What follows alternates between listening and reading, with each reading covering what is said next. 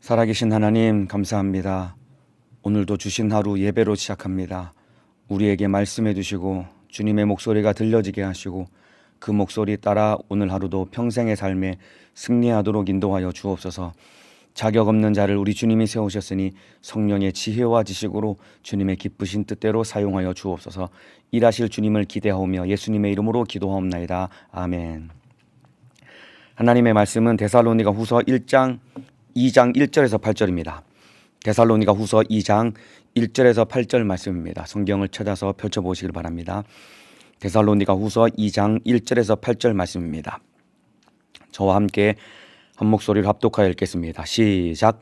형제들아, 우리가 너희에게 구하는 것은 우리 주 예수 그리스도의 강림하심과 우리가 그 앞에 모임에 관하여 혹 영어로나 혹 말로나 혹 우리에게서 받았다 하는 편지로나 주의 날이 이르렀다고 동심하거나 두려워하거나 하지 아니할 그것이라. 누가 아무렇게 하여도 너희가 미혹하지 말라. 먼저 배도하는 일이 있고 저 불법의 사람 곧 멸망의 아들이 나타나기 전에는 이르지 아니하리니 저는 대적하는 자라. 범사에 일컫는 하나님이나 숭배함을 받는 자 위에 뛰어나 자존하여 하나님 성전에 앉아 자기를 보여 하나님이라 하느니라.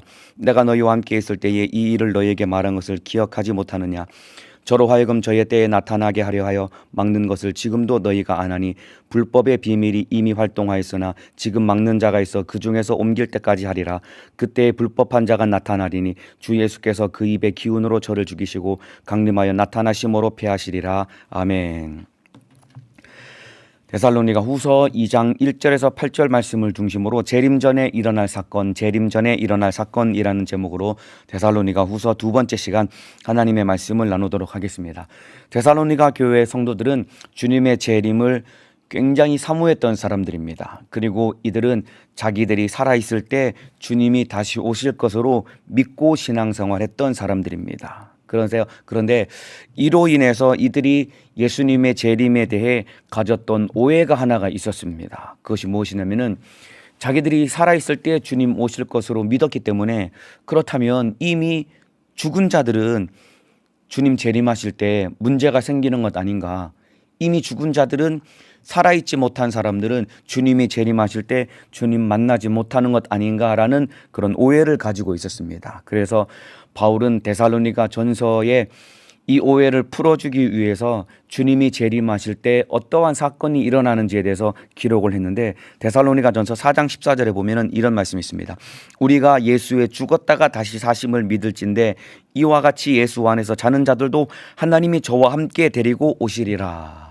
야, 너희가 죽은 자들에 대해서 두려워하지 말라. 예수 안에서 자는 자들, 예수님을 믿고 죽은 자들은 예수님이 다시 오실 때 그들을 함께 데리고 오실 거야 라고 그렇게 말하고 있습니다. 그래서 예수님이 공중에 강림하실 때 일어나는 사건은 먼저 예수님이 공중에 강림하시고 그리고 죽은 자들이 부활한 다음에 이 산자들이 들려 올라가서 혼인잔치가 벌어지는 겁니다. 그래서 죽은 자들이 부활하여 산자보다 먼저 주님을 만난다라고 그렇게 바울이 분명하게 재림하실 때 일어나는 사건, 재림의 순서를 데살로니가 교회 성도들에게 분명하게 알려주고 있습니다. 자, 그리고 재림에 대한 또 하나 데살로니가 교회 성도들이 가졌던 오해는 무엇이냐면은 이 교회 안에 이미 예수님이 재림하셨다라고 하는 잘못된 소문이 돌고 있었습니다. 야, 이미 예수님이 재림하셨다라고 이렇게 잘못된 소문이 돌고 있어서 그로 인해서 성도들이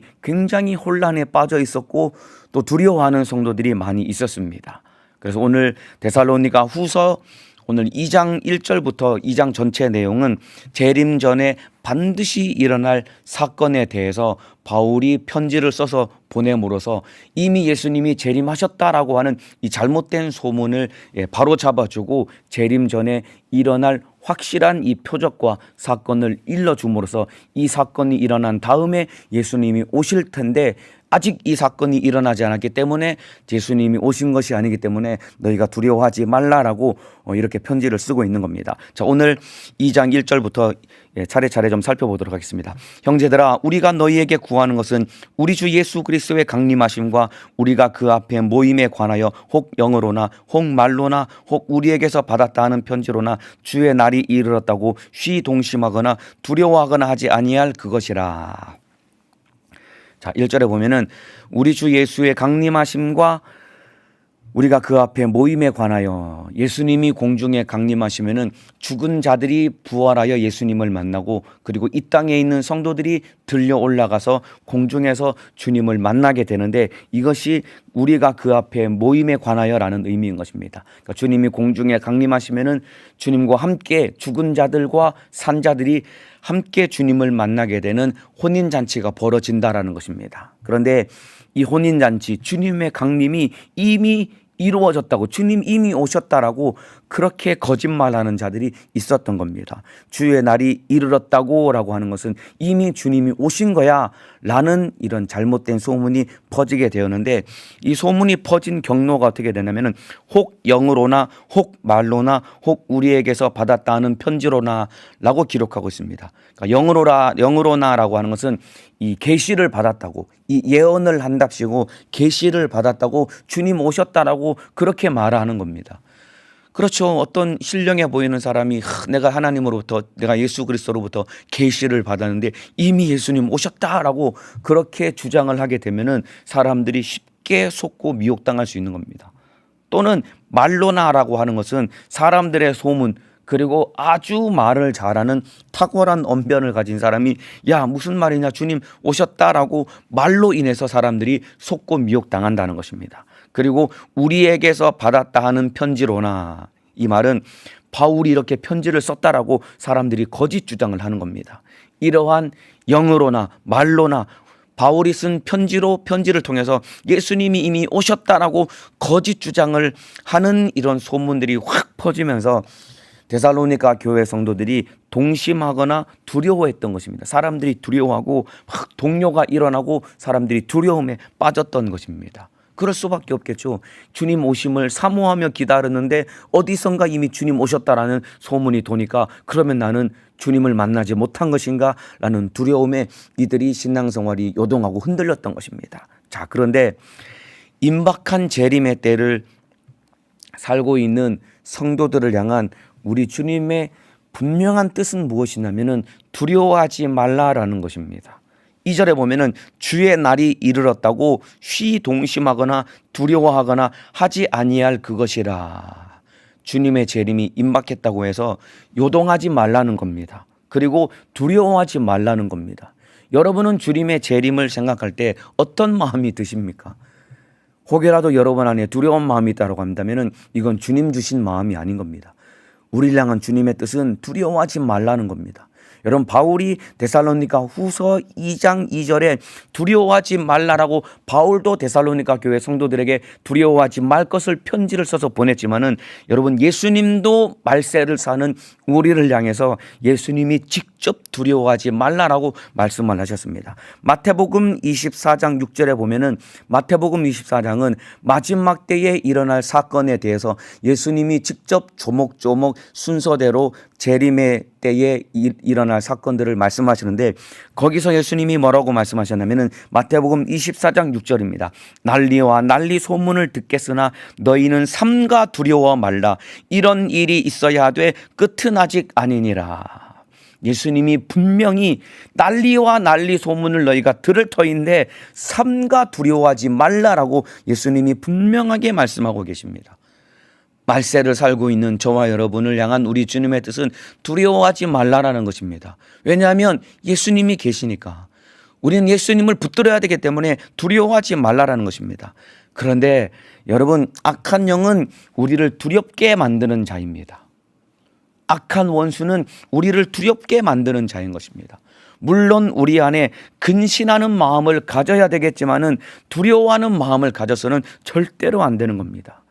누가 여러분에게 두려움을 줍니까? 무엇이 여러분을 두렵게 합니까? 마지막 때에 두려워하지 말라는 겁니다. 왜 그러냐면은 여러분, 두려운 마음을 가지면은 두렵게 만드는 자에게 얼마든지 조종당할 수 있기 때문인 것입니다.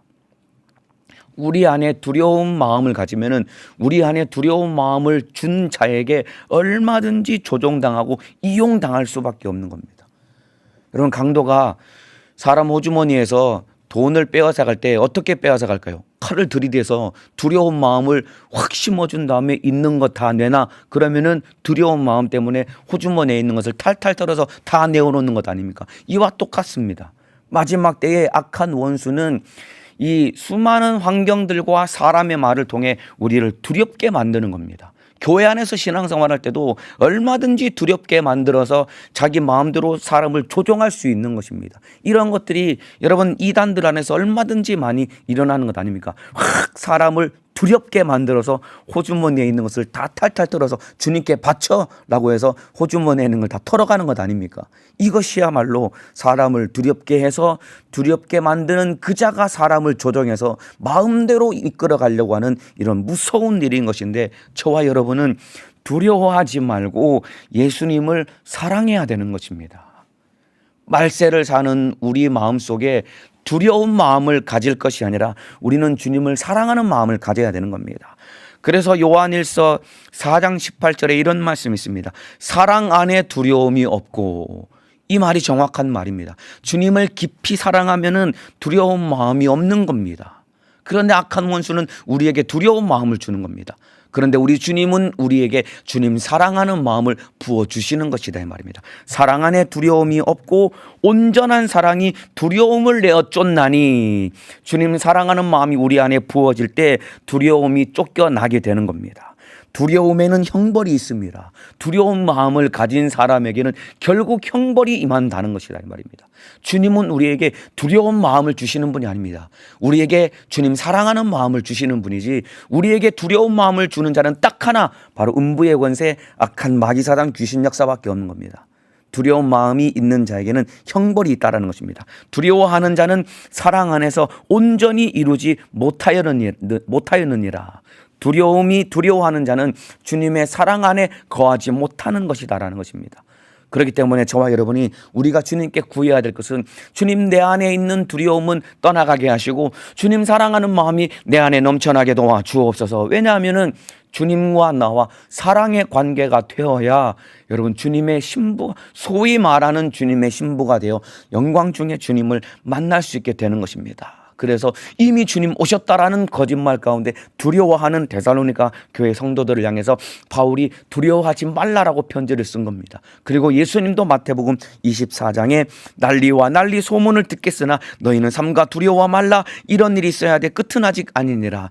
우리 주님도 여전히 똑같이 우리에게 두려워하지 말라고 하고 있습니다. 말세를 살고 있는 우리 성도 여러분들, 우리가 두려워할 것이 아니라 주님 사랑하는 마음을 가져야 됩니다. 혹시라도 여러분 안에 두려운 마음이 있다고 한다면 주님 내 안에 두려움은 쫓겨 떠나가게 하시고 내 안에 온전한 사랑이 넘쳐나게 도와 주옵소서. 이렇게 기도하여서 주님 사랑하는 마음으로 신앙생활에 승리하시기를 주님의 이름으로 축복합니다. 자, 그러면서 바울이 예수님이 이미 공중에 강림하신 것 아니냐라고 거짓 소문에 속아서 두려워하는 데살로니가 교회 성도들 향해서 예수님이 강림하시기 전에 반드시 일어날 한 가지 중요한 사건을 이들에게 편지를 써서 일러주고 있습니다. 그래서 오늘 제목이 재림 전에 일어날 사건인데, 재림 전에 반드시 일어날 사건이 3절 4절에 기록되어 있습니다. 제가 읽어드리겠습니다.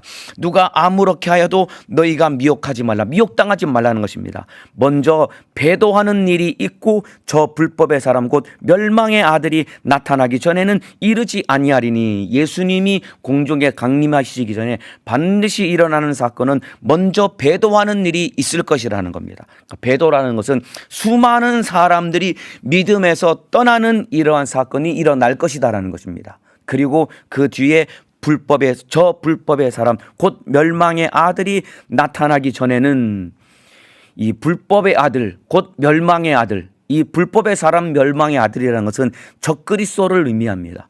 예수님이 공중에 강림하시기 전에 예수님 행세를 하는 적그리스도가 먼저 출현하게 될 것이다라는 것입니다. 멸망의 아들이 나타나기 전에는 이르지 아니하리니, 적그리스도가 나타난 이후에 예수님이 오신다라는 것입니다.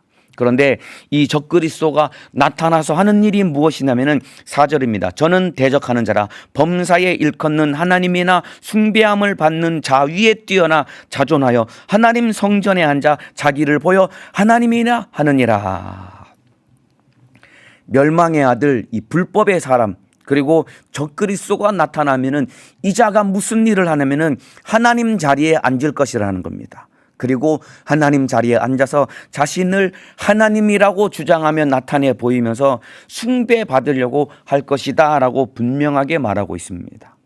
여러분, 이 내용은 예수님도 마태복음 24장 15절에 예수님도 똑같이 말씀하셨습니다. 그러므로 너희가 선지자 다니엘의 말한 바 멸망에 가증한 것이 거룩한 곳에 선 것을 보거든 읽는 자는 깨달을진저. 여기서 말하는 멸망에 가증한 것이 바로 데살로니가 후서 3절에 나와 있는 멸망의 아들을 의미하는 겁니다. 멸망에 가증한 것이 거룩한 것에 선 것을 보거든, 이 말이 바로 하나님의 자리에 앉게 될 것을 말하는 겁니다. 이와 같이 예수님이 재림하시기 전에, 강림하시기 전에 먼저 멸망의 아들 적그리스도가 나타난다라는 것입니다. 해가 뜨기 직전이 가장 어둡다라고 하지요. 해가 뜨기 직전이 가장 어둡고 가장 춥습니다. 이와 똑같습니다. 빛 대신 우리 주님이 다시 이 땅에 재림하시기 전에 그때가 가장 악한 때고, 그때가 가장 악한 이 멸망의 아들 적그리스도가 나타나서 이 세상을 지배하는 때가 올 것이다 라는 의미인 것입니다. 여러분, 예수님께서 이미 오신 것 아닌가라고 혼란스러워하는 이 데살로니가 교회 성도들에게 아직은 예수님이 오신 것이 아니다라고 바울이 분명하게 밝히면서 먼저 멸망의 아들이 나타날 것이다라고 밝힌 이유는 왜 그러냐면은, 이런 멸망의 아들은 이 적그리스도가 나타나게 되면은 누구나 다 알게 될 것이기 때문에 그런 거예요. 멸망의 아들이 나타나게 되면은 누구나 다 알게 되도록 멸망의 아들이 나타난다는 것입니다. 예수님이 공중에 강림하시면은 이 땅에 살아있는 모든 사람들이 예수님이 오셨다라는 것을 분명하게 알게 되는 것과 똑같이 멸망의 아들이 나타나면은 모두가 다 알게 되기 때문에 바울이 마태복음 24장에 보면은 예수님이 오시기 전에 일어날 사건에 대해서, 종말에 일어날 사건에 대해서 쭉 말씀을 하고 계시는데, 바울은 그 중에 딱 하나, 바로 멸망의 아들 적그리스도의 출현을 예수님이 재림 직전에 일어날 분명한 사건으로 말하고 있는 것은, 예수님이 이 적그리스도가 나타나면은 모든 사람들이 누구나 다 알게 될 것이기 때문이다 이 말입니다. 그래서 적그리스도가 나타나기 전에는 예수님이 오시지 않는 것입니다. 이것을 분명히 알고, 누가 여러분에게 말세가 임박했다고 이 두렵게 만드는 자들이 있을지라도 그들에게 속아서 두려워해서는 안 되는 것입니다.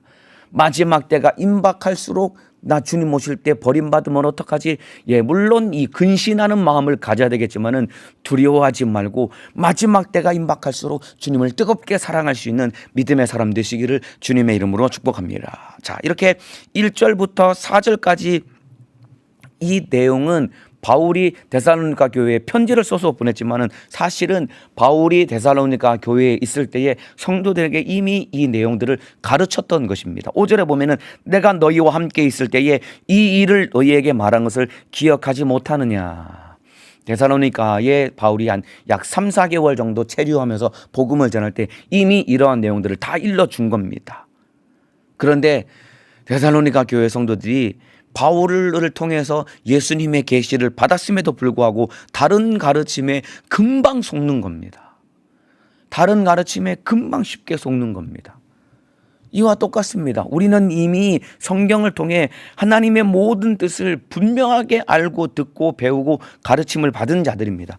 성경을 통해 하나님의 뜻을 우리에게 완전하게 공개하셨는데, 그러나 우리도 자칫 사람들, 여기서 말하고 있는 혹 영어로나 혹 말로나 혹 우리에게서 받았다고 하는 편지로나 이런 다양한 루트를 통해서 이 주님의 재림에 대해서 혼란스럽게 만들고 두렵게 만드는 자들에게 얼마든지 속을 수 있는 것인데, 저와 여러분은 성경 외에 다른 가르침에 속아서는 절대로 안 되는 겁니다. 기록된 하나님의 말씀, 성경 외에 다른 것에 속지 않으시기를 주님의 이름으로 축복합니다. 우리가 성경만 잘 읽어도 마지막 때에 우리 믿음을 지키고 주님의 재림을 얼마든지 준비할 수 있는 것입니다. 날마다 성경을 읽고 이 말씀 안에서 여러분들이 주님의 재림의 때를 잘 준비하는 믿음의 사람 되시기를 예수님의 이름으로 축복합니다.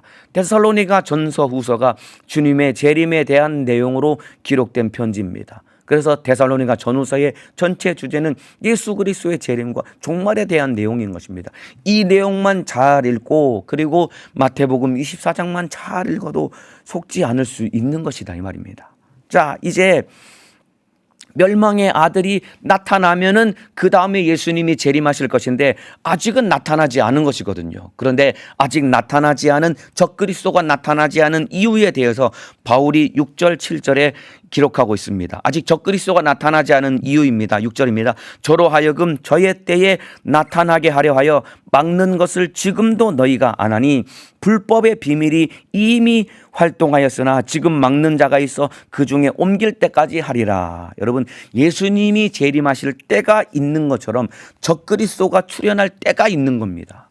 모든 것은 하나님이 정하신 때가 있는 것입니다. 하나님이 정하신 때에 예수님이 재림하시듯 하나님이 정하신 때에 적그리스도도 출현하게 되는 것인데 아직 멸망의 아들 적그리스도가 나타나지 않았다라고 말하고 있습니다. 그 나타나지 않은 이유는 왜 그러냐면은 6절에 보면은 막는 것을 지금도 너희가 안 하니 저로 하여금 저의 때에 나타나게 하려 하여 막는 것을 너희가 지금도 안 하니 막고 있다라는 것입니다. 그리고 7절에 보면 불법의 비밀이 이미 활동하였으나 지금 막는 자가 있어 그 중에서 옮길 때까지 하리라. 여기도 보면은 막는 자가 있어. 막는 것을 막는 자가 있어. 이 두 번 이렇게 표현이 기록되어 있습니다. 이 말의 의미는 무엇이냐면은 적그리스도가 나타나지 아니하도록 나타나지 않은 이유는 하나님이 막고 있기 때문이라는 것입니다. 분명히 적그리스도는 하나님의 때에 나타날 것인데 아직 나타나지 않은 이유는 하나님이 막고 계시기 때문이다라는 것입니다. 여러분, 사단의 권세가 아무리 대단할지라도 결국은 하나님의 주권 아래에 있는 것입니다. 이 사실 믿고 인정하시면 아멘 하시겠습니다. 세상은 점점 악해져 가고 마지막 적그리스도가 나타나서 이 세상을 뒤집어 놓을 것처럼 다 지배할 것처럼 보일지라도 모든 것은 하나님의 주권 아래에 있는 것입니다. 이 사실 믿고 인정하시면 아멘 하시겠습니다. 여러분, 지금 코로나 때문에 온 세상이 지금 떠들썩합니다. 이게 여러분 우연히 일어난 것일까요? 하나님의 절대 주권과 섭리 안에 다 일어나고 있는 것입니다. 예, 물론 코로나가 무서운 마귀 역사라고 할 수 있겠지만은 그러나 이 모든 것은 다 하나님의 절대 주권 아래 일어나고 있다는 것을 우리가 분명히 알아야 되는 겁니다. 욥기서에도 보면은 여러분, 사단이 욥에게 엄청난 고난을 가하지요. 그러나 하나님이 허락하신 그 선 안에서만 사단도 욥에게 고난을 가하는 것이다 이 말입니다. 참소하면서 사단이 욥을 시험할 때에 하나님이 뭐라고 말씀하셨냐면 욥이 가지고 있는 재산은 다 네 마음대로 해야 돼. 욥의 육체만큼은 건드리지 말라라고, 손대지 말라라고 하나님이 말씀하실 때 사단이 첫 번째 시험을 가할 때 욥만큼은 손대지 못했다 이 말입니다. 그리고 두 번째 욥에게 시험을 가할 때 욥에게 아프게 하고 병들게 할지라도 욥의 생명은 손대지 말라라고 할 때 온몸에 욕창이 일어나서 거진 사람이 죽게 되었지만은 욥이 죽지 않았던 것은 하나님이 그를 붙들고 계시기 때문이다 이 말입니다. 그렇기 때문에 여러분, 사단의 권세도 결국 하나님의 주권 아래 있는 것이다 이 말입니다. 막는 것을 막는 자가 있어 하나님이 막으시기 때문이다 이 말입니다. 구체적으로 누가 막고 있냐면은 성령 하나님이 막고 계신 것이다 이 말입니다. 멸망의 아들 적그리스도가 이 땅에 출현하지 못하도록 막으시는 분이 누구냐면 구체적으로는 성령 하나님을 의미하고 있는 겁니다. 여러분, 성령님은 이 땅에 성도들을 고아와 같이 버려두지 않으실 뿐만 아니라 멸망의 아들의 출현을 막고 계신 분이다 이 말입니다. 예수님이 땅에 공생애를 사시고 십자가 달려 피 흘려 죽으시고 우리의 죄를 해결하신 다음에 예수님은 승천하여 올라가셨다 이 말입니다. 그 다음에 구원받은 우리에게 고아와 같이 버려두지 않고 누구를 보내셨냐면 성령 하나님을 보내주셔서 이 땅의 성도들을 지키시고 보호하실 뿐만 아니라 그리고 성도들을 해하려고 하는 멸망의 아들의 출현을 성령님이 맡고 계시는 것이다 이 말입니다. 이 성령 하나님이 바로 우리를 사랑하시는 분이다 이 말입니다. 그래서 우리는 담대하게 두려워하지 않고 신앙생활할 수 있는 것이다 이 말입니다. 이 하나님이 결국 사단을 멸하시고 우리를 구원하실 것이기 때문에 우리 저와 여러분은 담대하게 이 땅에서 성령님의 인도 따라 신앙생활, 영적 생활에 승리하시기를 주님의 이름으로 축복합니다. 자, 그런데 성령 하나님께서 이 불법한 자, 멸망의 아들 적그리스도를 막고 있지만은 하나님의 때가 되면은 성령님이 이 땅에 성령의 사역이 끝나는 때가 올 것이다라는 의미입니다. 여러분, 어느 때인가 성령 역사가 딱 마무리가 되는 순간 그때 불법한 자가 확 나타날 것이다라는 겁니다. 8절입니다. 그때의 불법한 자가 나타나리니 주 예수께서 그 입의 기운으로 저를 죽이시고 강림하여 나타나심으로 패하시리라. 자, 하나님이 허락하신 때에 불법한 자 적그리스도가 나타날 터인데, 여러분, 이 적그리스도가 나타날 때는 마치 재림주인 것처럼 나타나서 자기가 다시 오신 재림 예수인 것처럼 행세를 할 것이다 이 말입니다. 그런데 여러분, 이 불법한 자, 멸망의 아들, 그리고 적그리스도가 이 땅에서 예수님 행세를 하는 기간이 그렇게 길지 않을 것이다 라고 말하고 있습니다. 왜냐하면 적그리스도가 나타날 때에 예수님이 다시 오셔가지고 그 입의 기운으로, 주 예수께서 그 입의 기운으로 저를 죽이시고 강림하여 나타나심으로 패하시리라. 이 적그리스도가 나타났을 때 예수님이 오셔서 그 입의 기운으로 멸망의 아들을 죽이시고, 그리고 예수님이 나타나셔서 그를 패하실 것이다 라고 그렇게 말하고 있습니다. 여기 보면은 그 입의 기운으로 저를 죽이시고, 입의 기운이라는 것은 말씀을 의미하는 겁니다. 그래서 여러분, 말씀의 권세 앞에 사단의 세력은 다 패배하고 망할 수밖에 없는 겁니다. 그래서 저와 여러분이 붙들어야 될 것은 무엇이냐면 하나님의 말씀을 붙들어야 되는 겁니다. 사단이 가장 두려워하는 것이 말씀이다 이 말입니다. 말씀의 권세로 말씀을 붙들고 우리가 살아갈 때 사단의 권세를 피할 수 있는 것이다 이 말입니다. 그래서 말씀의 검, 곧 성령의 검이라고 했습니다. 하나님의 말씀, 곧 성령의 검이라고 했습니다.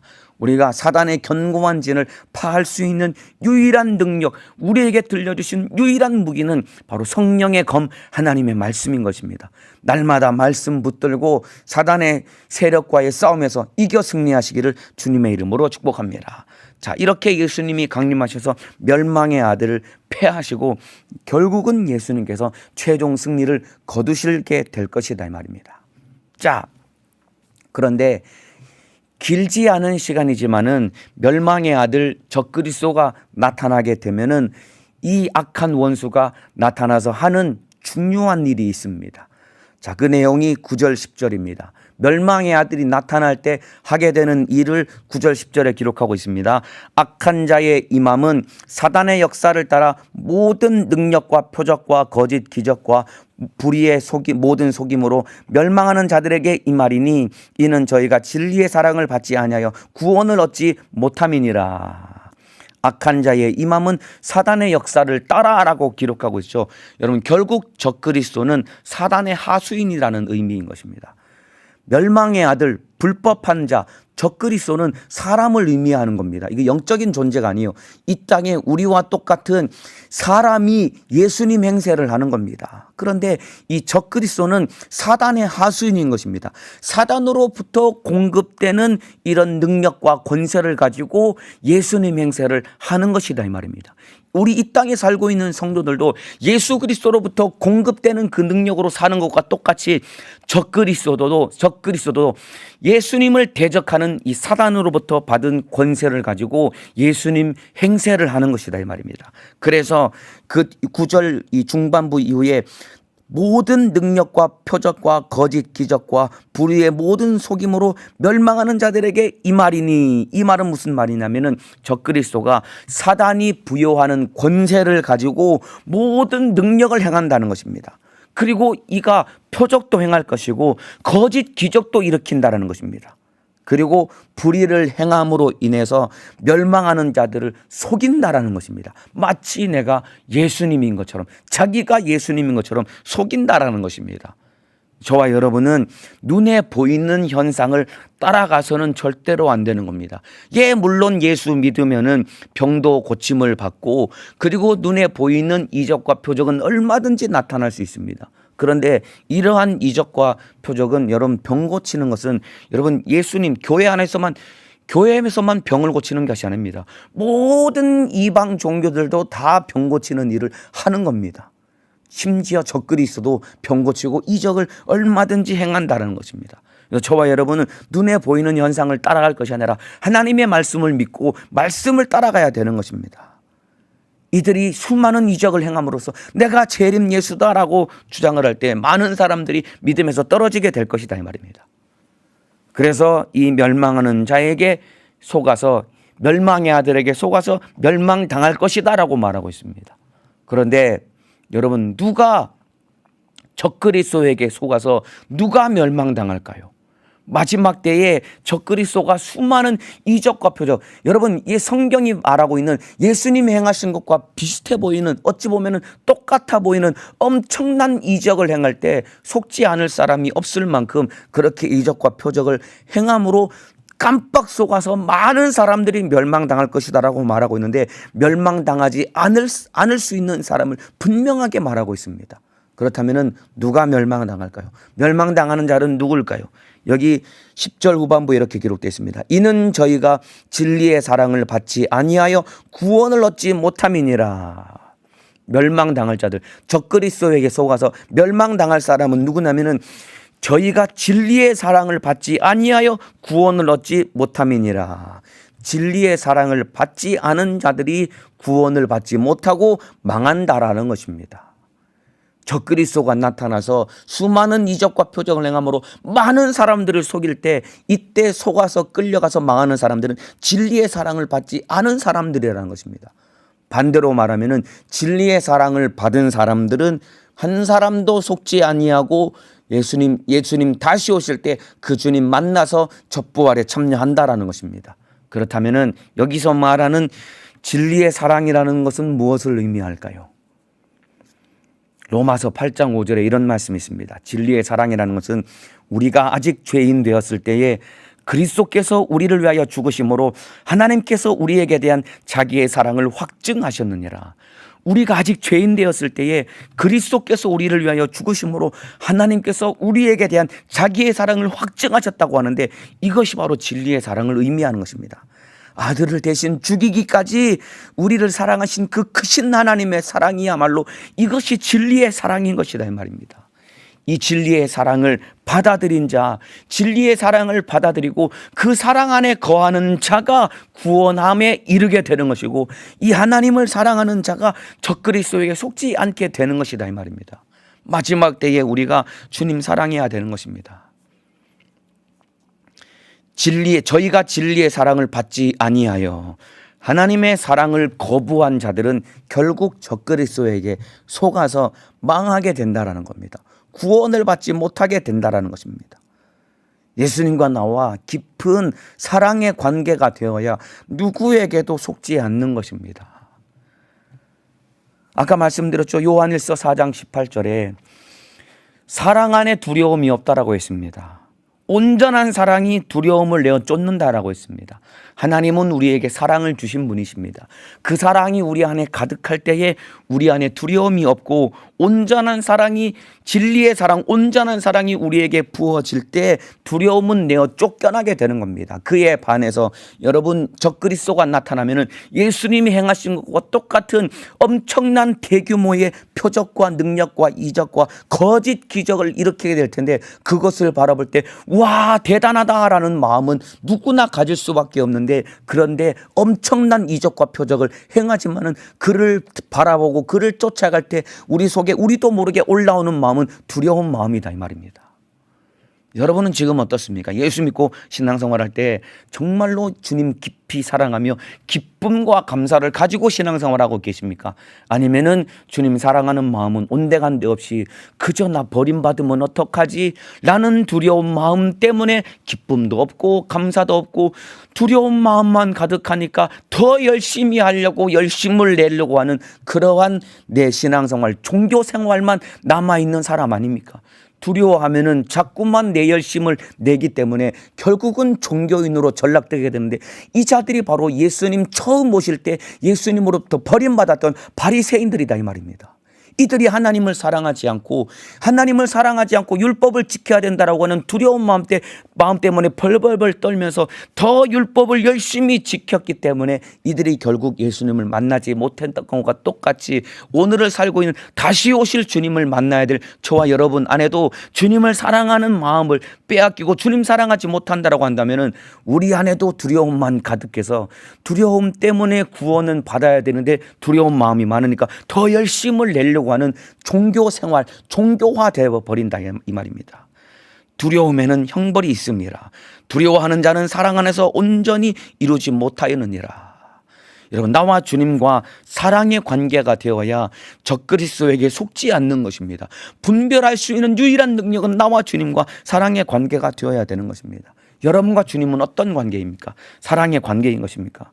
진리의 사랑 안에 있어야 됩니다. 주님 사랑해야 됩니다. 그리고 주님 사랑 받아들여야 됩니다. 자, 여러분, 진리의 사랑을 받지 아니하여 구원을 얻지 못함이니라. 하나님의 사랑을 거부한 자들이 구원을 얻지 못하는 이유가 있습니다. 진리의 사랑을 받지 아니한 자들, 하나님의 사랑을 거부한 자들이 구원을 얻지 못하는 중요한 이유가 있습니다. 그 왜 그러냐면은 하나님의 사랑을 거부한 자들은 하나님도 그들을 거부하시기 때문에 그런 거예요. 내가 하나님의 사랑을 거부하면은 하나님도 나를 결국 거부하게 되는 겁니다. 하나님은 이미 우리에게 완전한 사랑을 부어주셨습니다. 우리가 아직 죄인 되었을 때에 그리스도께서 우리를 위하여 죽으심으로 하나님께서 우리에게 대한 자기의 사랑을 확증하셨느니라.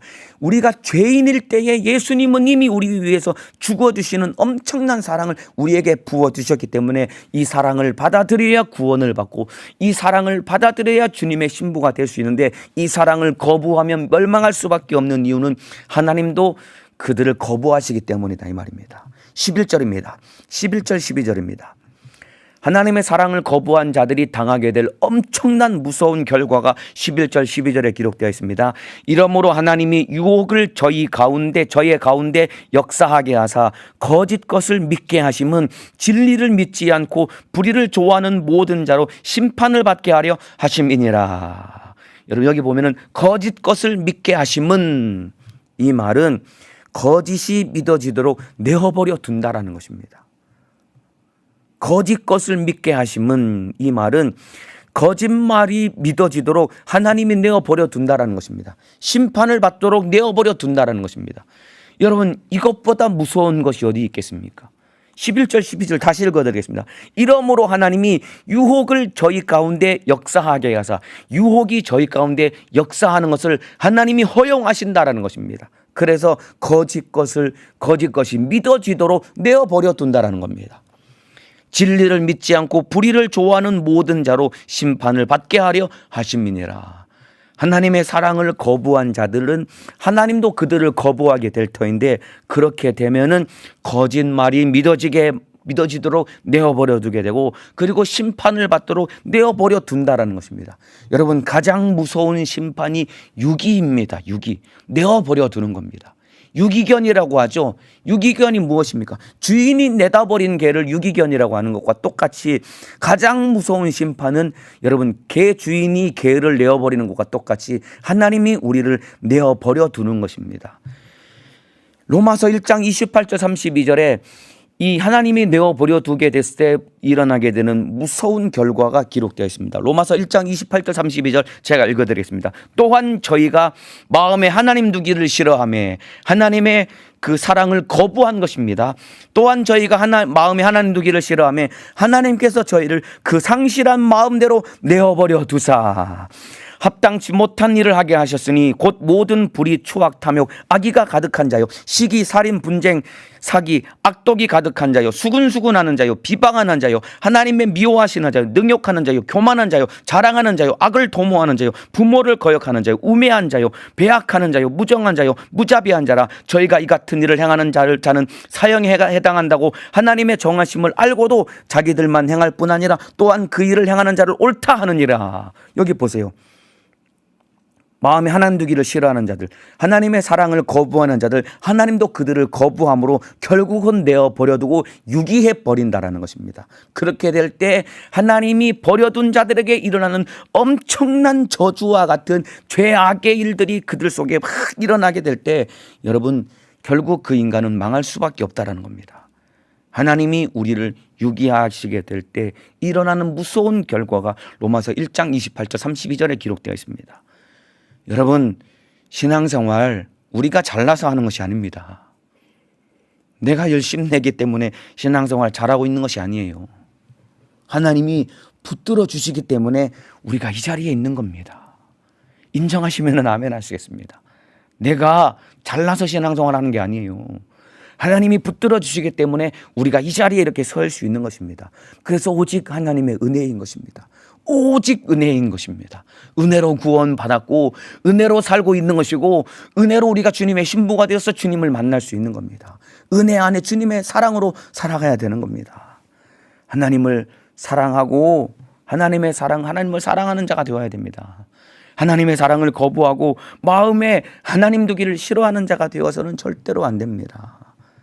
예수님과 우리와의 관계를 신랑과 신부와의 관계로 비유를 하고 있죠. 왜 그러냐면은 예수님과 우리는 신랑과 신부의 관계이기 때문에 그런 거예요.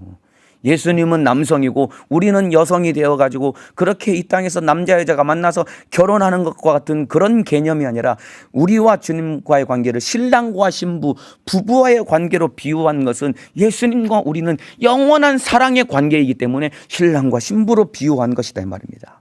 그래서 마지막 때를 살아가고 있는 저와 여러분은 주님 사랑받고 주님 사랑하는 자가 되시기를 주님의 이름으로 축복합니다. 진리의 사랑을 받아들여야 됩니다. 주님 사랑해야 됩니다. 사랑이 사랑 안에 두려움이 없다고 했습니다.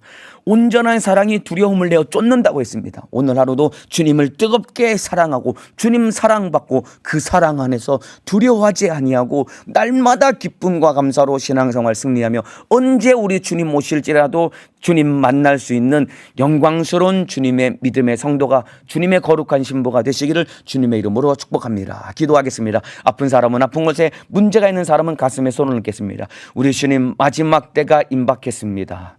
그러나 우리 주님은 두려워하지 말라고 했습니다. 왜냐하면 두려워하게 되면은 우리에게 두려움을 심어준 자에 의해서 얼마든지 이용당하고 조종당해 결국 망할 수밖에 없기 때문입니다.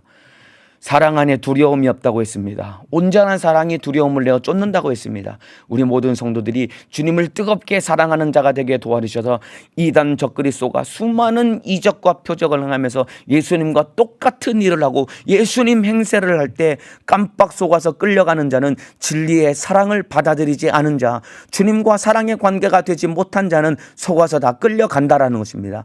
진짜 우리 주님을 분별할 수 있는 자는 주님과 나와의 사랑의 관계가 된 사람이 주님을 분별할 수 있는 것입니다. 주님 사랑하는 자가 되게 하시고 주님 사랑받는 자가 되게 도와주셔서 나와 주님과의 사랑의 관계 속에 승리하게 도와주시기를 원합니다. 주님 사랑을 거부하게 되면 하나님도 나를 거부하게 되어서 결국은 하나님이 나를 유기하게 되어 망할 수밖에 없사오니 주님 사랑 안에 거하며 날마다 승리하게 도와주옵소서. 내 이름으로 귀신을 쫓아내라, 병을 고쳐라 명령하신 예수님의 이름으로 명하노니 주님 사랑 잊어버리게 만들고 주님 사랑을 참으로 듣지 못하게 만들고 주님 사랑 안에 거하지 못하게 만들어서 두렵게 만들고 두려운 마음 가운데 내 속에서 얼마든지 일하고 역사하려고 괴계를 부리는 못된 원수 귀신 질병아, 나사렛 예수님의 이름으로 명하노니 떠나갈지어다. 예수님의 이름으로 명하노니 떠나갈지어다. 떠나갈지어다. 떠나갈지어다. 떠나갈지어다. 떠나갈지어다. 우리 주님 나간 귀신은 다시는 들어오지 않도록 예수님의 이름의 권세로 지켜 보존해 주시고